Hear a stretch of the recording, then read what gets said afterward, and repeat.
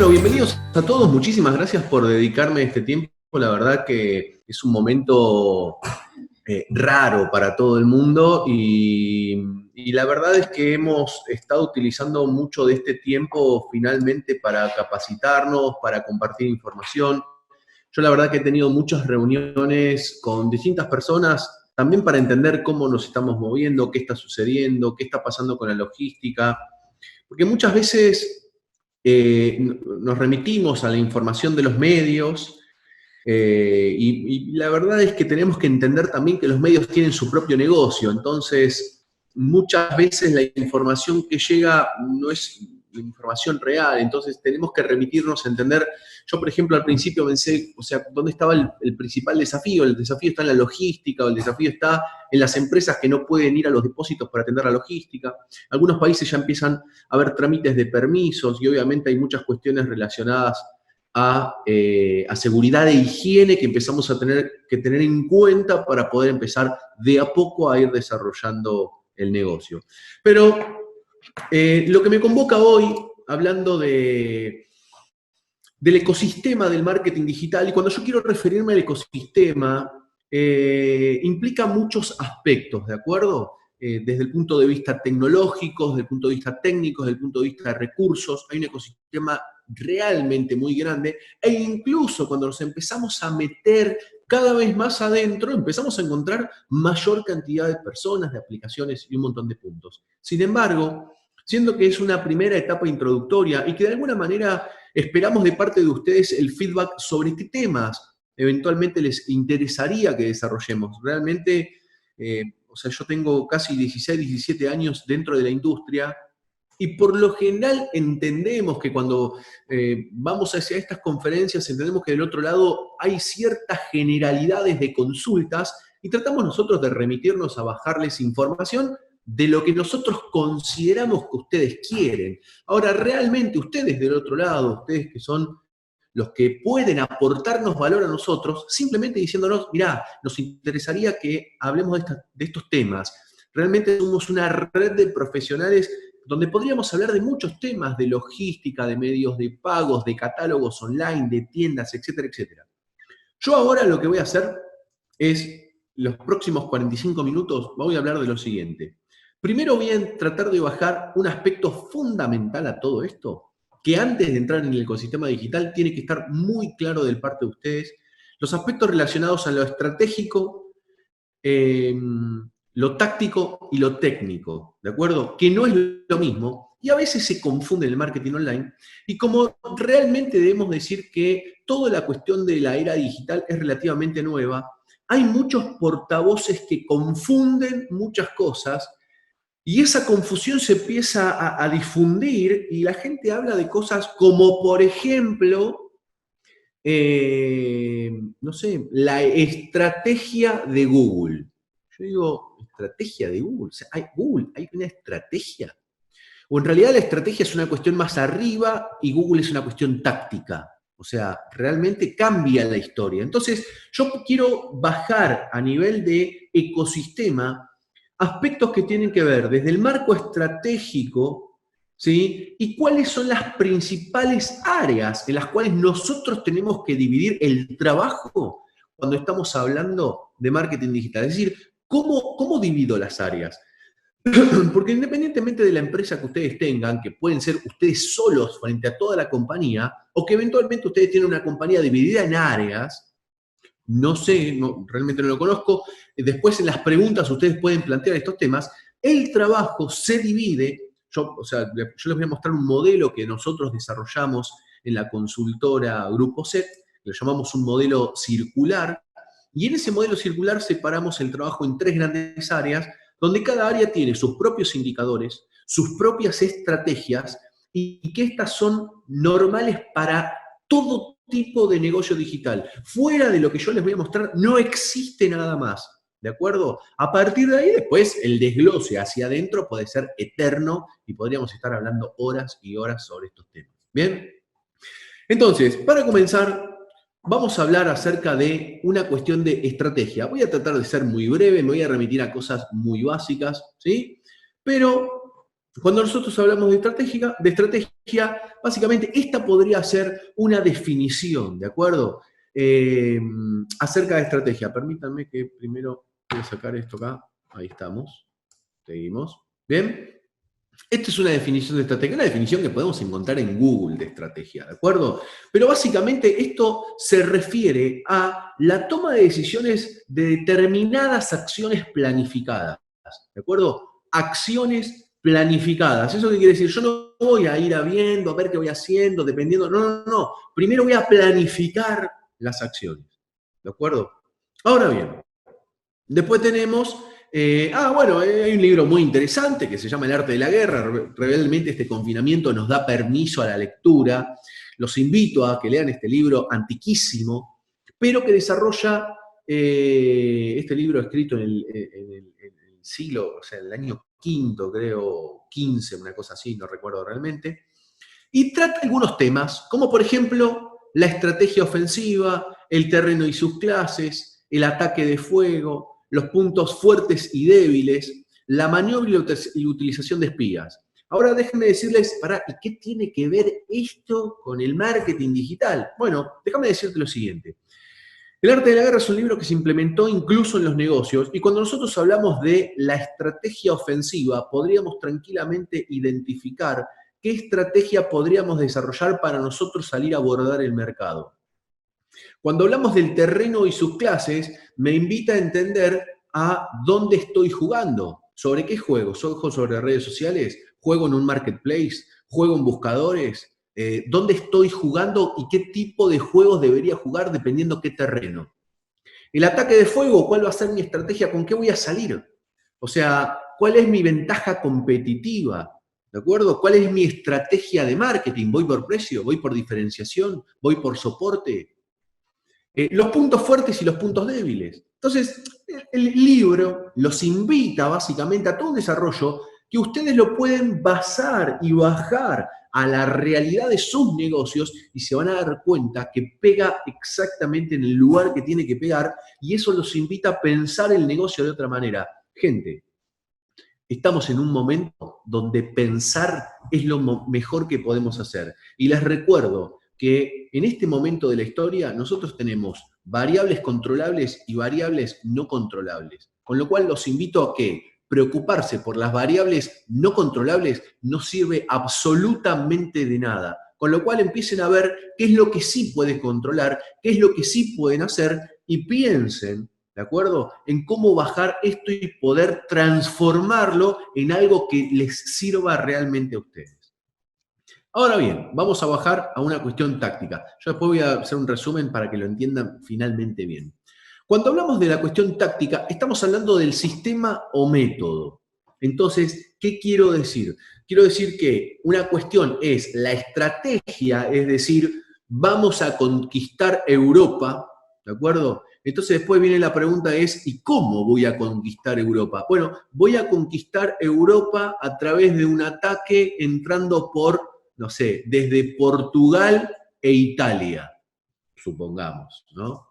Entonces, el punto es, ¿cómo lo voy a hacer? Y en el cómo lo voy a hacer, si llegamos al marketing digital, tenemos la estrategia y después el cómo. El cómo puede basarse en qué herramientas voy a usar. Ahora vamos a bajarlo y de esto se trata un poco la conferencia. Y finalmente tenemos la técnica.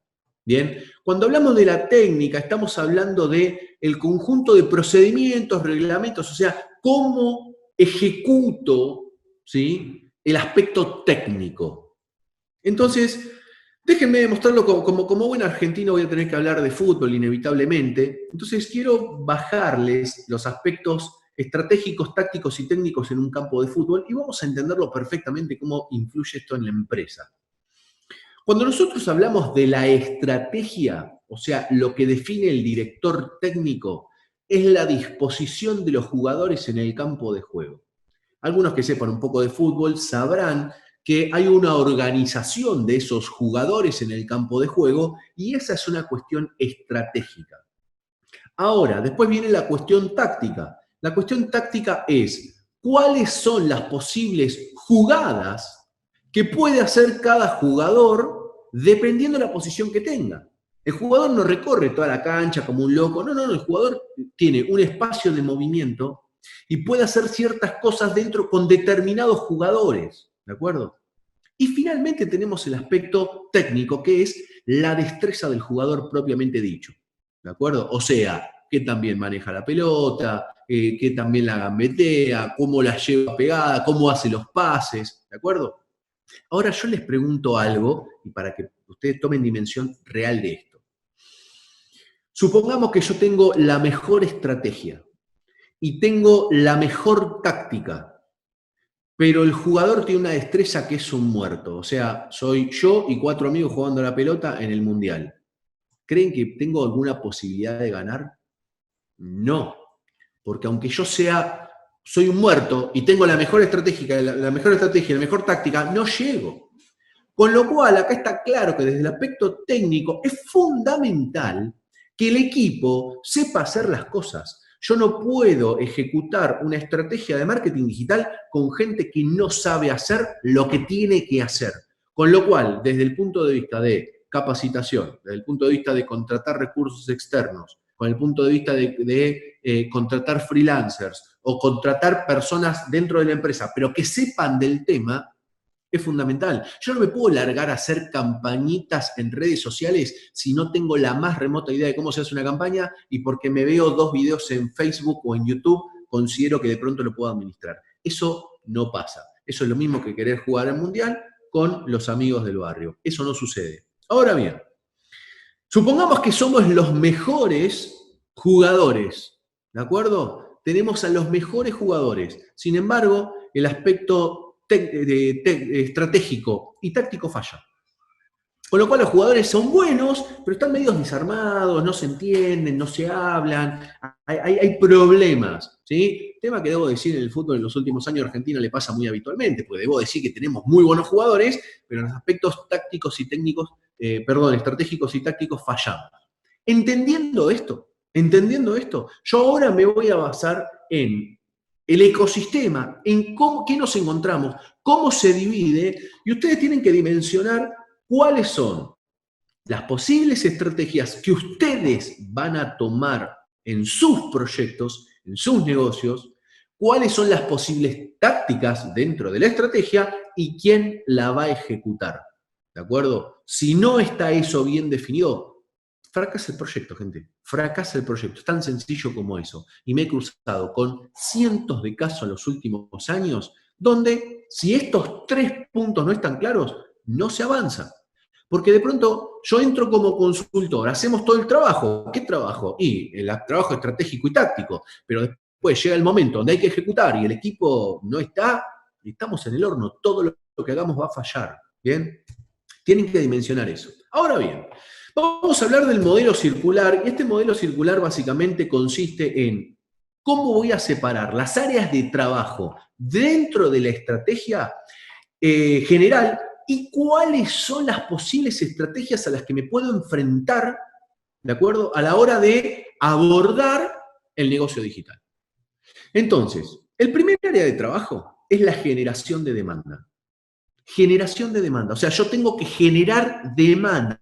Tengo que traer gente, potenciales clientes, público objetivo, para que compren mi producto o servicio. El segundo área de trabajo es la atención de la demanda. O sea, listo, ya estoy generando demanda, ahora vamos a profundizar en las estrategias. Estoy generando demanda, ahora tengo que atender a esa demanda. Existen 2 modelos, ahora los vamos a ver. Y una vez que atiendo esa demanda, y eventualmente me voy a encontrar en el proceso de la venta, sucede la venta y ahí entra el relacionamiento con el cliente. Fundamental. ¿Por qué? Si ustedes se fijan en este gráfico, el relacionamiento con el cliente sucede que entra hacia la generación de demanda nuevamente. ¿Por qué? Por 2 aspectos. Dependiendo del modelo de negocio que ustedes trabajen, puede ser que a un mismo cliente le vuelva a hacer una venta, con lo cual ahí entran los aspectos del cross-selling y el upselling, que después vamos a mencionar. O por otro lado, puede ser que no, pero sí el cliente me haga un review, me deje un comentario, me comparta en redes sociales, o simplemente el cliente, al tener un buen relacionamiento, genera que aumente la demanda a través del relacionamiento con el cliente, porque el cliente tiene una buena experiencia y recomienda, etcétera, etcétera, etcétera. Ahora vamos a hablar qué tácticas puedo tener ahí. Ahora, el factor tecnológico en las distintas áreas hace a que los aspectos tácticos y técnicos, no estratégicos, sino tácticos y técnicos, se ejecuten de una mejor manera. Cuanto más tecnología tengo, mejor se vuelve el negocio. Cuanto menos tecnología tengo, hay más procesos manuales, mayor posibilidades de error. ¿De acuerdo? Ahora, la pregunta es decir, ok, listo, entiendo, tengo generación de demanda, atención de la demanda y relacionamiento. Hasta acá lo entiendo. Son áreas de trabajo. ¿Cómo mido esto? Bueno, vamos a empezar a hablar de medición. Indicadores. Los indicadores te dicen si lo que estás haciendo está bien o está mal. El indicador principal, hay muchos indicadores, pero tenemos 45 minutos de tiempo. El principal indicador dentro del mundo de la generación de demanda es lo que se llama el CPL o el costo por lead. El costo por lead significa, lead es una palabra que viene del inglés, que significa básicamente es un prospecto, un potencial cliente. Con lo cual, en la generación de demanda yo tengo que generar mi indicador que es el costo por lead. Es cuánto me sale cada prospecto que a mí me llega. ¿De acuerdo? ¿Cuánto me sale? ¿Cuánto me sale un prospecto? Si yo no sé cuánto me sale un prospecto, ¿cómo puedo dimensionar la inversión que debo hacer? Entonces, toda la organización de generación de demanda tiene que concluir en un solo número, que es ¿cuál es mi costo por lead? Ahora, tengo ese número, tengo leads, tengo prospectos, y ahí entro en atención de la demanda.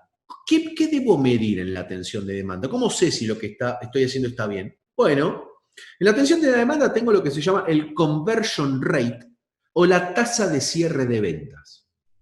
Es decir, si cada 10 prospectos que yo tengo cierro una venta, significa que mi conversion rate es del 10%. Ahora, fíjense qué interesante cómo se empiezan a alinear los puntos. Si yo tengo mi costo por lead, yo sé cuánto me sale un lead, y tengo mi conversion rate, yo sé cuánto es mi tasa de cierre de ventas, puedo obtener lo que se llama mi CPA, que significa mi costo por adquisición. El costo por adquisición me permite escalar y poder dimensionar objetivos de cierre de ventas e inversión. Vamos a un ejemplo práctico. Imaginemos que nosotros tenemos un costo por lead de $10. Números nominales, $10. Y mi conversion rate es del 10%. O sea, tengo un costo por lead de $10, genero 10 leads, lo que significa que me tuve un costo de $100, y mi conversion rate es del 10%, lo que significa que invertí $100 y vendí 1. Con lo cual, mi costo por adquisición es de $100. Obviamente yo en ese punto tengo que hacer un análisis de rentabilidad del producto para entender si esos $100 me cierran, me sirven o no me sirven. ¿Por qué? Porque yo aparte tengo costos de producto, tengo costos de operación, costos de logística, costos de medio de pago y aparte tengo el costo del marketing para poder cerrar la venta. Si todo eso, si la rentabilidad me cierra y digo, sí, me sirve perfectamente $100. ¿Por qué? Y porque de pronto vendo autos. Entonces, como vendo autos, $100 por cada venta me parece una genialidad. Ok, entonces ahora podemos dimensionar algo. Ahora sabemos que poder hacer una venta tiene un costo de $100. Entonces yo te pregunto, si queremos hacer 10 ventas, ¿cuánto deberías invertir? Automáticamente ustedes dirán $1.000. Bueno, en realidad no es tan así, ahora vamos a ver las variables, pero ya más o menos tenés una dimensión de que más o menos si invertirías $1.000, podrías hacer 10 ventas. Después entra la magia de, ok, constantemente el trabajo de la generación de demanda es poder lograr bajar el costo por lead. En la atención de la demanda tengo que aumentar el conversion rate. Eso va a hacer que me baje el costo por adquisición y mi rentabilidad va a aumentar.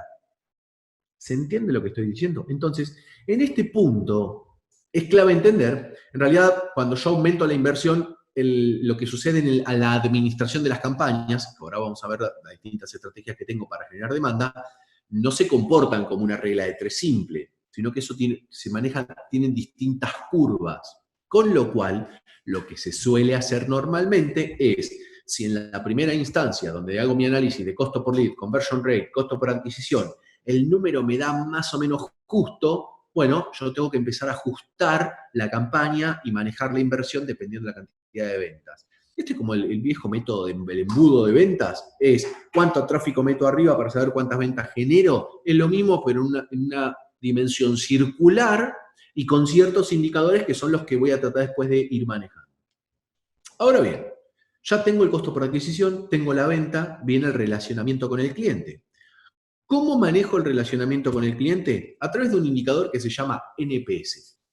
Y acá déjenme decirles algo. Un dato estadístico dice que el 65% de los clientes que le compran a la competencia no lo hacen por una cuestión de que están insatisfechos con el producto o servicio, que tuvieron una mala experiencia, sino que lo hacen por una cuestión de indiferencia. ¿Eso qué significa? ¿Qué significa indiferencia? Significa que al cliente, a tu cliente, significa que el cliente ya te compró, es tu cliente, pero le da lo mismo comprarte a vos que comprarle a la competencia. El 65%. Eso se debe simplemente al hecho de que le da lo mismo. Le importa 3 pepinos tu marca. ¿Por qué le importa 3 pepinos tu marca? Porque el relacionamiento que vos tenés con el cliente es malo. No estás generándole valor, no le estás generando una diferenciación donde él, cuando elija querer comprar, lo primero que le tiene que aparecer es tu marca, es tu empresa. Sin embargo, eso en el 65% de los casos no sucede porque no logramos generar el entusiasmo necesario con nuestros clientes. Entonces se cierra la venta, llegó el pedido y se terminó, y ahí se muere todo. Y eso no se trata de eso, porque tengo a la competencia que está haciendo su mejor esfuerzo por ganarse a mi cliente. ¿Se entiende lo que estoy diciendo? Entonces, esto se trata de básicamente cómo mejorar mi relacionamiento. Ahora, el NPS es un indicador que básicamente consiste en una pregunta, porque para poder analizar el relacionamiento yo podría hacer encuestas o podría hacer lo que se llama NPS. Las encuestas consisten de varias preguntas y la tasa de respuesta de las encuestas es extremadamente baja. Sin embargo, el NPS es una sola pregunta. Y la pregunta es, dadas las características de nuestro producto o servicio, ¿cuáles son las probabilidades de que nos recomiendes a un amigo, colega, etcétera? Entonces, la puntuación va de 0 a 10, donde 9 de 10 es un promotor, 7, 8 es un neutro y menos de 6 es un detractor. Entonces, dependiendo del relacionamiento con el cliente, yo puedo medir ahí, che, ¿cómo estoy? ¿Cuál es mi indicador de relacionamiento? Y si estoy abajo de 8, ya estoy en un problema. Porque los promotores son los que hablan, los que hacen que mi circuito siga. Los neutros no hacen nada y los detractores están del otro lado, me están tirando tierra encima. Entonces lo que tengo que hacer es transformar a los detractores y a los neutros en promotores.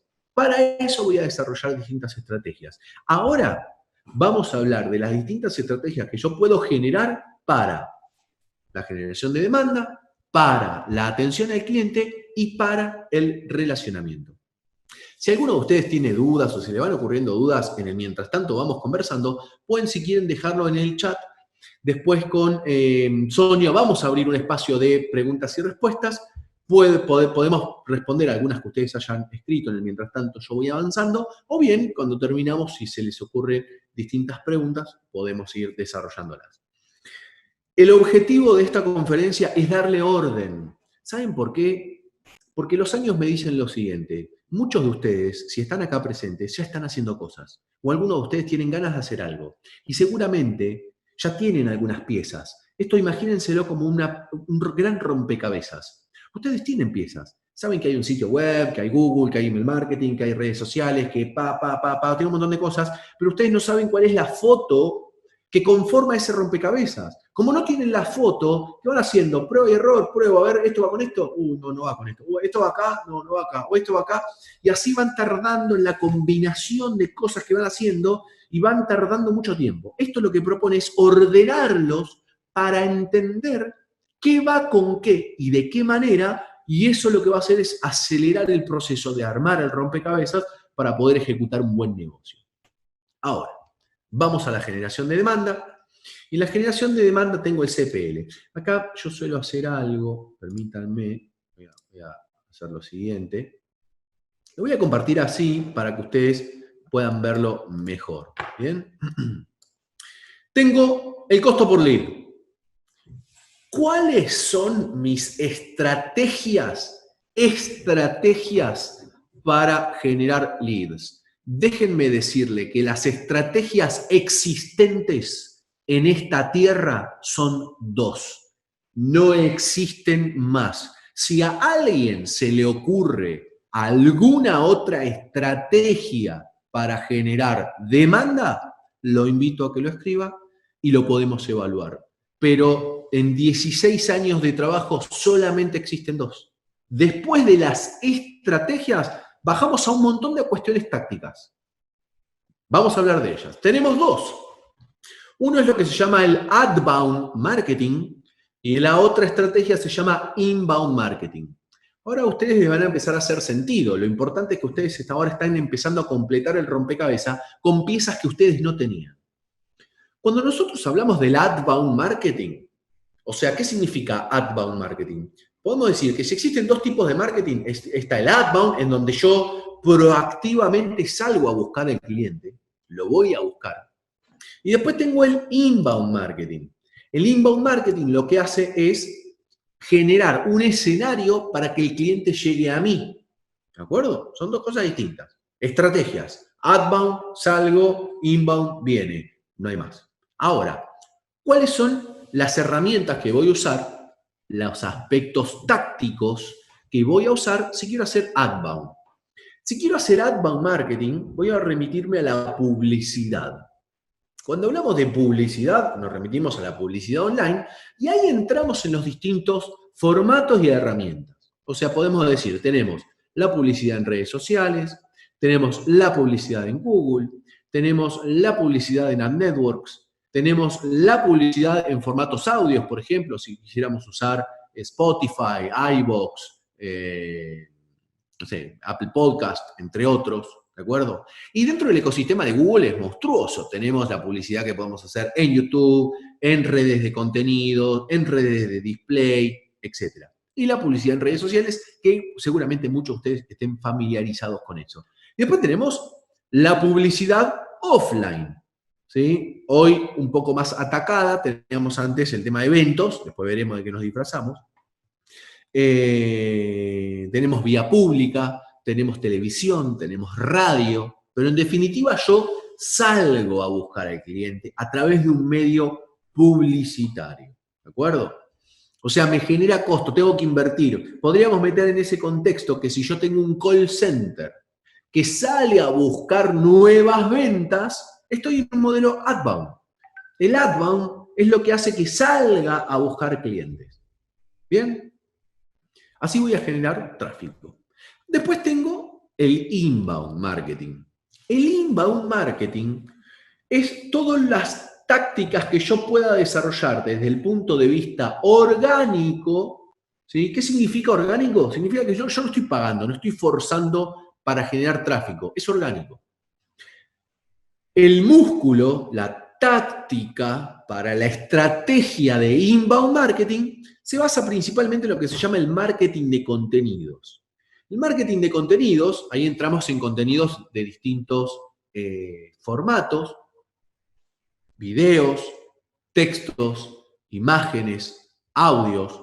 Yo hoy dentro de una estrategia de inbound marketing puedo tener un programa de podcast en Spotify, en Apple Podcast, en iVoox, lo que fuere. Puedo tener un canal de YouTube y hacer videos, que aparte esos mismos videos me sirven para enviarlos por email marketing, me sirven para publicarlos en redes sociales, etc. Puedo utilizar un blog para generar contenidos relacionados a la problemática del cliente. Obviamente voy a utilizar las redes sociales como principal canal perdón, no es un canal, es un medio, como medio de distribución de los contenidos, ¿de acuerdo? Y todo eso, ¿qué va a hacer? Esa distribución de contenidos masivos va a hacer que la gente, cuando busque su necesidad, encuentre contenidos. Ahora déjenme decirles dos cosas, sobre todo por quienes nos convoca, que es Retail Commerce, y estamos hablando de e-commerce principalmente. Cuando nosotros hablamos de e-commerce, acá hay un factor fundamental que ustedes tienen que tener en cuenta. Existen dos formas de hacer crecer un e-commerce, no 50. Existen dos formas de hacer crecer un e-commerce. La primera de ellas es aumentando la cantidad de productos. A mayor cantidad de productos, mayor cantidad de ventas. Es tan sencillo como eso. Si ustedes se remiten a analizar cualquier e-commerce, cualquiera, piensen en cualquier e-commerce, desde Amazon hasta cualquiera que se les ocurra. Amazon empezó vendiendo ¿qué? Libros. Bueno, hoy conseguís cualquier cosa en Amazon. Pensemos en Mercado Libre. Pensemos en, no sé, puedo remitirme a sitios web como Dafiti. Bien, o hay una marca en Argentina que se llama Arredo, por ejemplo. Arredo vende todo lo que es decoración de todo lo que es la parte de la habitación, ¿no? Mantelería, sábanas, acolchados y demás cuestiones. Bueno, sin embargo, hoy en el sitio web de Arredo puedo comprar un juego de cubiertos. La pregunta es, ¿por qué puedo comprar cubiertos en Arredo? Bueno, porque claramente llegaron a un tope de facturación y la única manera de aumentar la facturación es agregando más productos. Con lo cual, no sé en qué negocio está cada uno de ustedes, pero si el techo está en cantidad de productos, hay un momento que va a llegar a un techo y se terminó, no puede crecer más. Uno. Y la segunda forma en que crece un e-commerce es aumentando la cantidad de tráfico orgánico. Vamos a un ejemplo. Imaginemos que yo trabajo bajo un modelo publicitario, ¿de acuerdo? O sea, únicamente me desarrollo en una estrategia publicitaria. ¿Qué significa? Tengo mi inversión en redes sociales, mi inversión en Google y con eso genero tráfico. Con eso puedo calcular, como vimos acá, a partir de esa inversión que yo generé, puedo calcular rápidamente el CPL.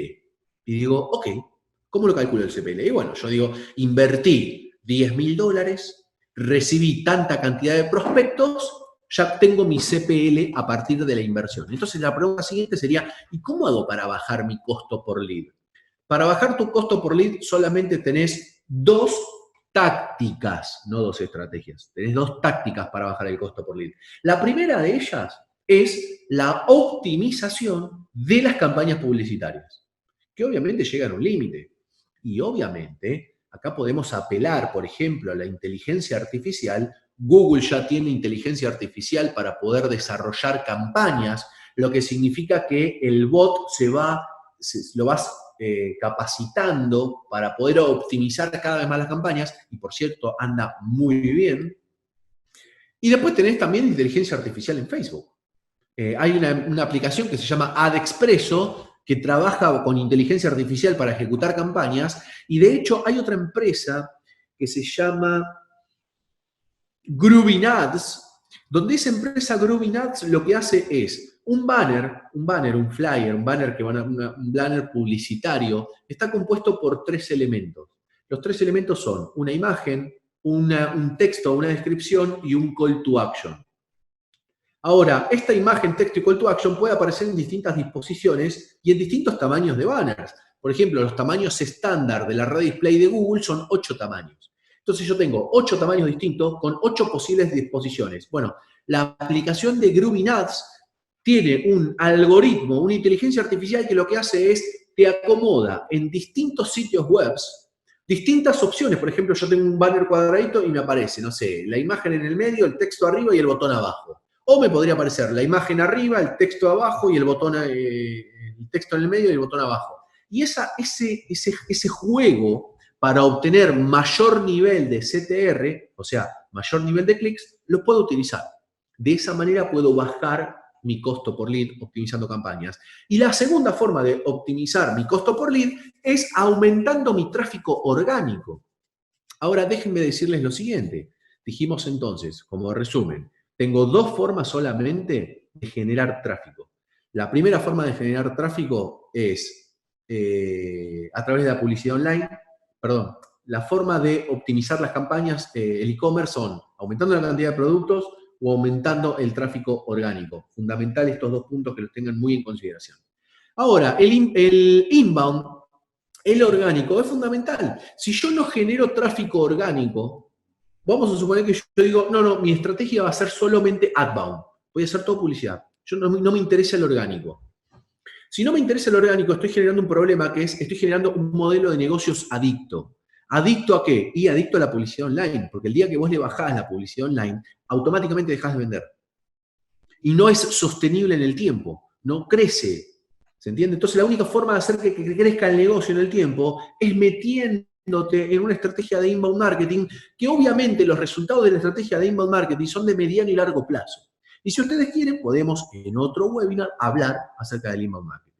Ahora bien, listo, resuelto el tema CPL. Obviamente lo que siempre vamos a buscar es la conversión de leads. La conversión es un factor fundamental, es lo que queremos lograr para obtener nuestro CPL. Pero a nivel estrategia solo existe esto, gente. No existe nada más. Organícenlo de esa manera. Ahora bien, nos vamos al conversion rate. Atención de la demanda. Para vender existen dos estrategias. No hay más estrategias. Hay dos estrategias. Las dos estrategias posibles son, uno, o tengo un e-commerce, bien, donde la transacción sucede online, el usuario entra al sitio web y compra, o sea, se acabó, no hay mucha magia. O la otra opción es que yo genere prospectos y que tenga una fuerza de ventas que es quien hace el seguimiento y la venta. O sea, la venta no sucede en forma orgánica, digamos, quiero decir, dentro del e-commerce, sino que hay un ejecutivo que hace el seguimiento de una venta para poder finalmente cerrarla. Entonces, en ese aspecto, dentro del mundo digital, tengo dos formas. Hay algunas que pueden ser mixtas. Por ejemplo, hay empresas que de pronto venden el e-commerce, pero para cerrar grandes clientes o grandes volúmenes o distintas cosas, tienen aparte un equipo comercial que puede tomar el pedido telefónicamente o asiste al cierre de la venta al cliente, etcétera, etcétera. Pero no hay más que esto.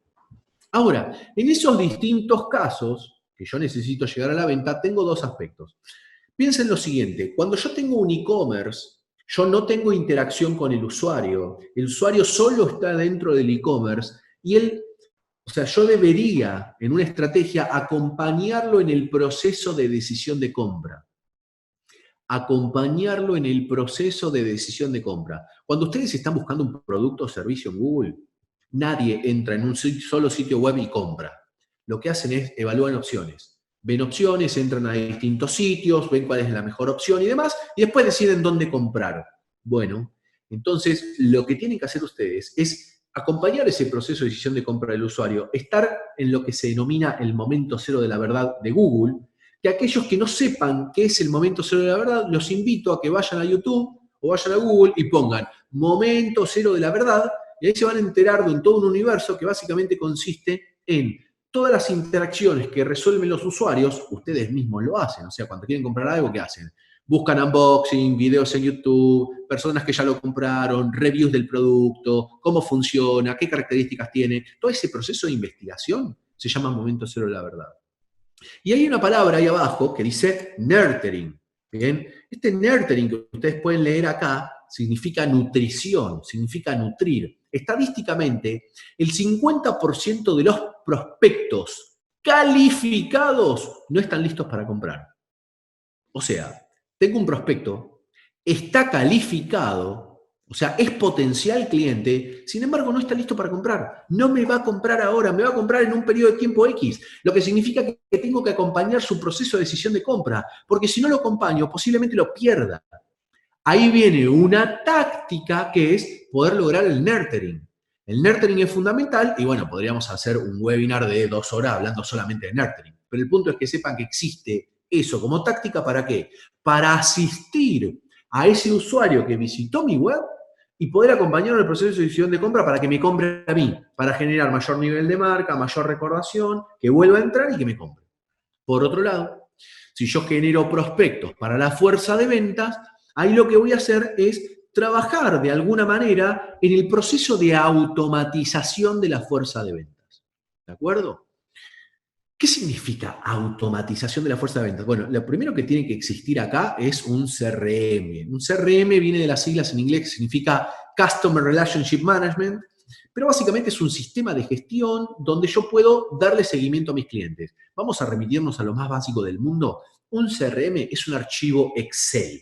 Un archivo Excel donde tengo nombre, apellido, teléfono, email, empresa, y en un momento tengo lo que se llama el embudo de venta o los estados. ¿Y los estados cuáles pueden ser? Bueno, seguimiento, propuesta enviada, esperando contacto o esperando feedback, teléfono incorrecto. Son distintos estados que van sucediendo. Bueno, si yo puedo a la fuerza de venta automatizar de ciertos procesos, déjenme decirle que hay tecnologías que lo hacen, hay tecnologías muy baratas y hay tecnologías extremadamente costosas pero extraordinarias que permiten darle orden a la fuerza de venta. Recordemos que en el centro de todo esto tenemos la tecnología. Cuanto mejor tecnología nosotros tenemos, mejor va a ser nuestro nurturing, nuestra tasa de cierre de ventas en e-commerce, el trabajo de nuestra fuerza de venta, la medición exacta de nuestro conversion rate. Lo mido, no lo mido, lo sé, no lo sé. Yo los invito a que empiecen por si hoy ustedes no saben cuál es su CPL, no saben cuál es su conversion rate, y creo que ninguno de ustedes posiblemente sepa cuál es su NPS. Bueno, empecemos por ahí, porque todo lo demás se empieza a volver cada vez más caótico a medida que vas profundizando. ¿De acuerdo? Ahora, de nuevo, no existen más formas de vender en Internet. Hay dos, o e-commerce o fuerza de venta. Que ahora alguno de ustedes esté pensando y dice, ok, bueno, pero pará, pero en e-commerce yo podría vender en mi sitio web, pero también podría vender en Mercado Libre o en Amazon o en eBay. Bueno, pará, pero el modelo es e-commerce. Que vos tengas distintos canales es otro rollo completamente distinto. Hoy no estamos hablando de canales, ¿de acuerdo? Seguimos avanzando y vamos finalmente a la cuestión del NPS y ya vamos redondeando la charla. Cuando hablamos del NPS significa Net Promoter Score, ya vimos que es una unidad de medida que va de 0 a 10, donde 10 soy un experto, un capo, todo el mundo me ama, y 0 estoy en el horno, no voy a volver a venderle nunca más en la vida al tipo que me compró. Ahora, ¿qué voy a buscar en el proceso? Lo primero que tengo que desarrollar es algo que se llama cultura wow. Cultura wow, en primera instancia, los invito a investigar en Google, que es cultura wow. De hecho, le voy a contar algo, que ahora en el próximo slide eso está expuesto, pero yo tengo un canal de YouTube. Si ponen Jonathan Baldovino en YouTube, ahí les voy a aparecer. Y de hecho yo tengo muchos videos hablando de muchos de los temas que están planteando en este momento. Con lo cual, si quieren entrar ahí, incluso tengo uno hablando sobre la cultura wow, qué es y cómo funciona esa cultura wow. ¿Qué significa cultura wow? Primero, yo no lo creé. El concepto cultura wow lo creó una persona que es un flaco que creó una empresa que se llama Zappos. Zappos es una empresa que vende zapatillas, zapatos online, y fue adquirida por Amazon. O sea que imagínense que no es una tienda muy chiquitita. Pero el tipo, el dueño, el CEO, después se retiró y empezó a dar consultoría acerca de lo que es el proceso de atención al cliente, porque la ventaja competitiva de Zappos era una experiencia premium a la hora de la venta. Y escribió un libro que se llama Delivery Happiness, o sea, como entregando felicidad, que habla acerca de esta cultura wow. Y el wow viene de la expresión de wow, justamente porque se da que yo al cliente le genero la expresión de wow porque le entrego algo que él no esperaba. Como no lo esperaba, porque normalmente en una transacción comercial es todo bastante simple. Es, vos me das algo, yo te doy otra cosa, a mí me llega lo que compré, se terminó la historia. Listo, eso es lo esperable. Ahora, cuando la empresa empieza a dar otros tipos de servicios y empieza a generar cosas que el cliente no esperaba, se genera ese proceso del wow. Ahora, tácticas que podemos utilizar dentro del proceso del relacionamiento con el cliente son, uno, el cross-sell y el upsell. Cross-sell y upsell, hay un ejemplo muy típico que habla, por ejemplo, si yo compro un celular, compro este celular, yo puedo decir, bueno, un cross-selling que podría hacerle a un comprador de este celular son los accesorios, podría venderle un auricular, podría venderle un cosito para ponerlo en el carro o en el auto, podría venderle un protector de pantalla, una fundita, podría venderle distintas cosas. Eso es cross-selling. Y después tengo el upselling. El upselling sucede en el momento en que el usuario está haciendo la compra. Donde, por ejemplo, vino a buscar un celular que es un iPhone 8 y yo lo llevo a través de un proceso y le termino vendiendo un iPhone 10, un iPhone X. ¿De acuerdo? O vino buscando una cosa y yo le vendí otra. O en el mismo proceso de la venta, compró un teléfono y aparte de comprar el teléfono, le sugerí que me compre 3 cositas más. Bien, alguno de ustedes si es comprador de Apple, siempre Apple, por ejemplo, vos compras un producto y siempre te ofrece el Apple Care y 3, 4 servicios más. Y si vos los agregás y lo compras, eso se llama el upsell. O sea, aumenté la facturación porque le vendí productos adicionales. Distinto que es el cross-sell, que el cross-sell sucede después de la compra. El cross-sell es yo le vendí, ya sé que le vendí y ahora le voy a vender cosas relacionadas con lo que me compró. De nuevo, si yo tengo tecnología, ese proceso lo automatizo y lo dejo automáticamente programado. Y yo sé que el que me compró el producto A me puede comprar después el producto B y C y el sistema automáticamente se lo está enviando. Yo no tengo que andar pensando, filtrando, Excel, subiendo campaña. Eso sería como la muerte. Pero hay gente que lo hace, porque no sabe que ni siquiera que existe la tecnología, pero sí tiene la idea y las ganas de hacer esto. Que se podría hacer, les cuento, yo lo hice en la ignorancia y después me enteré que hay herramientas que te automatizan el proceso y después dije, pucha que lo parió, o sea, es una cuestión tecnológica. Yo les puedo mostrar aplicaciones que les vuelan la cabeza las cosas que se pueden hacer. Bueno, después tenemos el factor fidelización. La fidelización, fundamental la fidelización, que viene directamente relacionada con el relacionamiento. Y cuando hablamos de relacionamiento, no me dirijo al hecho de llamar al cliente para ofrecerle la venta de algo. No. Es un relacionamiento, por ejemplo, recuerdo, había una empresa, una automotriz, vendía autos, y lo que hacía la empresa, por ejemplo, era que se agendaba la fecha de vencimiento de los registros de conducir. Regularmente la fecha de vencimiento del registro de conducir, o sea, no es algo que tengas en la mente habitualmente. Vos te acordás que más o menos vencía en tal año. Bueno, y lo que hacía esta empresa era, un mes antes de que se venciera la licencia, llamaban por teléfono a los clientes que les habían comprado autos y le recordaban que la licencia se vencía. Entonces le decían, hola, ¿cómo estás? Buen día, Pedrito, ¿tenés tu licencia con vos? Y el tipo decía, sí, no, bueno, o sea, mira, si la tenía la licencia es, fíjate cuándo vence. Entonces la persona decía, mirá, buenísimo que me acordaste, me había reolvidado, y eso inicia un proceso recordatorio donde que después lo lleva al usuario a la gestión de hacer el turno y el trámite para finalmente sacar el registro. Pero es una asistencia personal que la empresa hacía. Obviamente eso genera en la mente del consumidor mayor nivel de recordación de marca. Y esa persona, cuando tenga que cambiar el auto, ¿a dónde va a ir de nuevo a cambiar y a querer comprar un nuevo auto? Muy probablemente ese concesionario, porque generan relacionamiento con el cliente. Y relacionamiento con el cliente no es lo mismo que querer venderle más y por eso lo llamo. Se trata de relacionarme con él, de hablar, de entenderlo, de entender cuál es su problema, de asistirlo, de ayudarlo con sus problemas, independientemente de mi negocio. ¿Se entiende la idea? Entonces, bien, gente, eso es todo lo que tenía por el día de hoy.